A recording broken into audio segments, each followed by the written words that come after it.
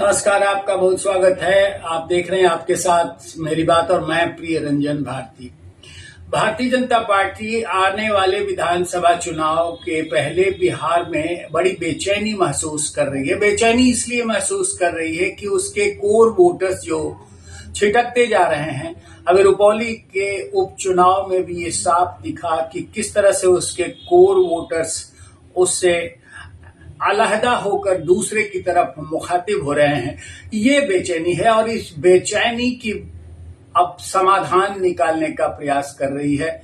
ये अकुलाहट है और अकुलाहट में ही कोई नया फैसला ऐसा कर सकती है भारतीय जनता पार्टी कि जिससे वो कोर वोटर्स की तरफ आकर्षित होता हुआ दिखे। पिछले लोकसभा चुनाव के ट्रैक रिकॉर्ड ये बता रहे हैं कि कोर वोटर्स ने मध्य और बिहार के शाहाबाद और मगध में इसे टाटा और बाय बाय कर दिया था। अब कोर वोटर्स जो इसके सवर्ण वोटर्स हैं उनकी तरफ पार्टी अपना रुख बड़ी शिद्दत से करने में जुटी है। ये मंथन बड़ी तेजी से चलने लगा है कि अपने कोर वोटर्स को आकर्षित करने के लिए पार्टी कैसा उपाय करे। ये सबसे पहला और सबसे आजमाया हुआ नुस्खा इसका यही होने जा रहा है कि अपने कोर वोटर्स को अपनी तरफ आकर्षित करने के लिए उस सवर्ण कार्ड खेलेगी। और सवर्ण कार्ड में सबसे अहम ये है कि वो पहले जो पार्टी का अध्यक्ष पद खाली होने वाला है उसकी भरपाई करेगी। अब नए सिरे से जो प्रक्रिया चल रही है, जो मंथन चल रहा है, उसके संकेत अपने पास पहुंच रहे हैं।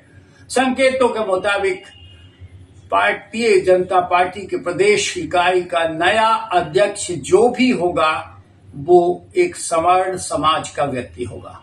सवर्ण समाज में कार्ड बेहतर तरीके से ये अगर खेलते हैं तो निश्चय ही इनका कोर वोटर्स इनकी तरफ आकर्षित हो सकता है।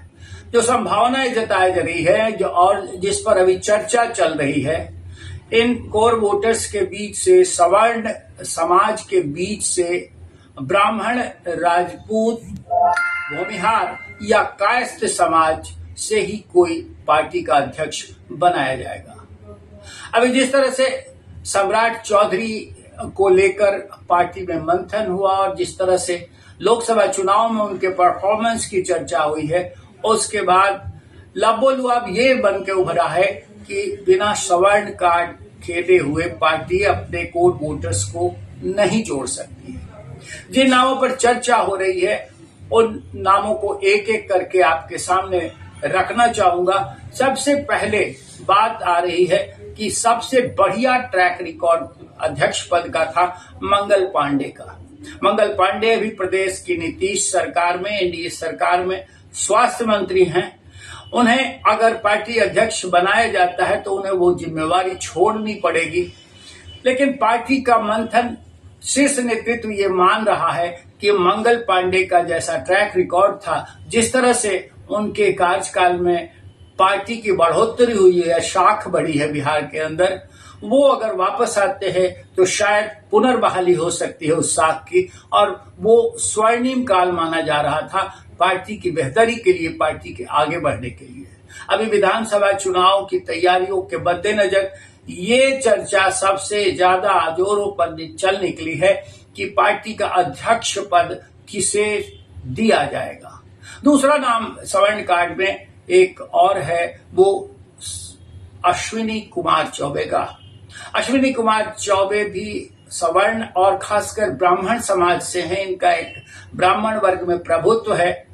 लोकसभा चुनाव में इनका टिकट काटकर बक्सर से इनके ही शिष्य मिथिलेश तिवारी को दिया गया, लेकिन मिथिलेश तिवारी नहीं जीत सके और पार्टी वो सीट हार गई है। वहां से राष्ट्रीय जनता दल के सुधाकर सिंह उन्हें हराकर विजयी हुए।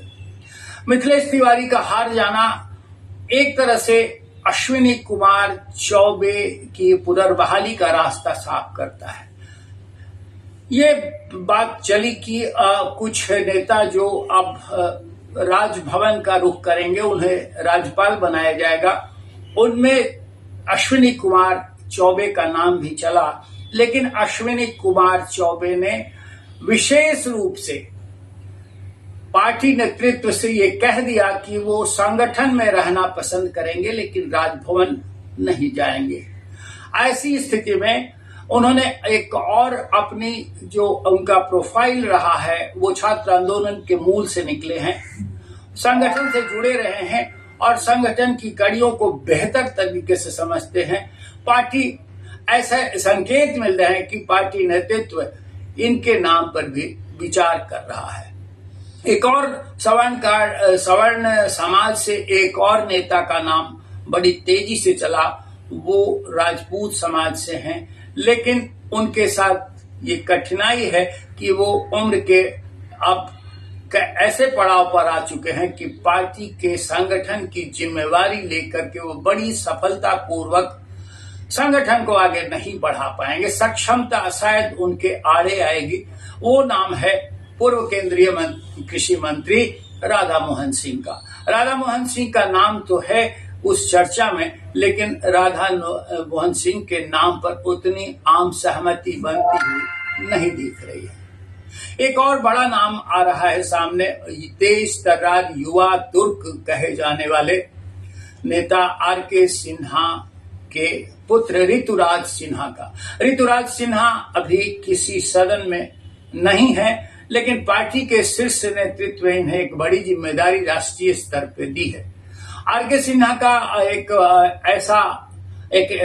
बड़ी छत्र छाया है पार्टी संगठन में, और पार्टी के कार्यालय और साथ साथ संघ के मूल स्वरूप के साथ इनका बहुत पुराना जुड़ाव रहा है। ऐसे में यह संभव है कि ऋतुराज सिन्हा भी प्रदेश अध्यक्ष की जिम्मेवारी पर संभालने के लिए आगे लाए जा सकते हैं। मंथन चल रहा है, लेकिन सबसे महत्वपूर्ण और खास बात यही है कि जिस तरह से पार्टी को नुकसान उठाना पड़ा है लोकसभा चुनाव में, और उसके बाद जो अभी रुपौली उपचुनाव हुआ उसमें भी सवर्ण वोटर्स और पार्टी के जो कोर वोटर्स हैं वो उसके साथ बड़ी सहज भाव से नहीं जुड़ पाए। उन्होंने नए और बिल्कुल तरोताजा विकल्प का रुख किया है। ऐसी हालत में पार्टी ठगा हुआ महसूस कर रही है। उसे अपने इस कार्ड को दोहराने की आवश्यकता महसूस हो रही है। खासकर कोर वोटर्स को अपने साथ जोड़े रखने के लिए उसे इस प्रयोग के लिए बाध्य होना पड़ रहा है। अभी वक्त है, क्योंकि सबसे पहले महत्वपूर्ण बात यह है कि सबसे पहले राष्ट्रीय स्तर पर सांगठनिक चुनाव होंगे और तब प्रदेश में प्रदेश नेतृत्व का पुनर्गठन होगा। प्रदेश नेतृत्व के कर्ता धर्ता और प्रदेश नेतृत्व की कमान संभालने की बात आएगी।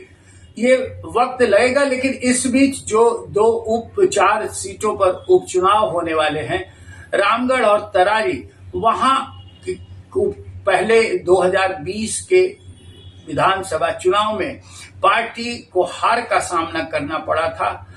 वो कड़वाहट अभी पार्टी नहीं भूल पाई है।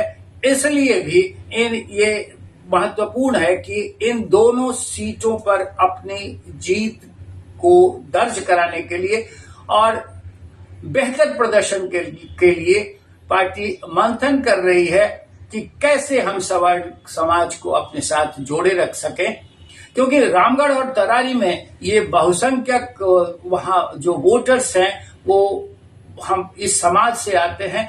उनकी ही निर्णय से, उनके ही वोटों से जीत हार का फैसला लेखांकित होता है।